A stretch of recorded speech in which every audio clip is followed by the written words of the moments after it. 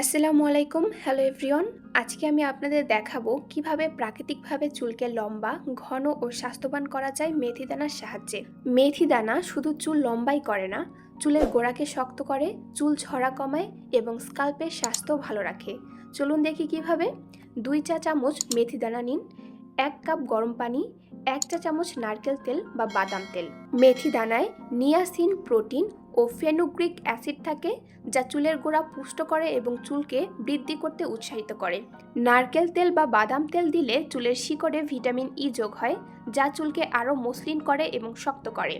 মেথি দানা ভিজানো। মেথি দানাকে গরম পানিতে 8 থেকে 10 ঘন্টা বা রাতভর ভিজিয়ে রাখুন। ভিজানো দানার পুষ্টি সহজে শোষিত হয়। ভিজানোর ফলে দানার প্রোটিন ও ফাইটোকেমিক্যালস সক্রিয় হয়, যা চুলের গোড়ায় প্রবেশ করে চুলকে লম্বা করতে এবং ঘন করতে সাহায্য করে। ভেজানো মেথি দানা ব্লেন্ডারে ব্লেন্ড করে নিতে পারেন অথবা শিলপাটায় বেটে নিতে পারেন। মসৃণ একটা পেস্টে রূপান্তরিত করবেন। ইচ্ছে করলে তেল মিশিয়ে নিন। পেস্ট খুব গাঢ় হলে সামান্য গরম পানি মেশাতে পারেন। চুলের গোড়া সহজে কভার করতে হবে। চুলকে হালকা ভেজা রাখুন।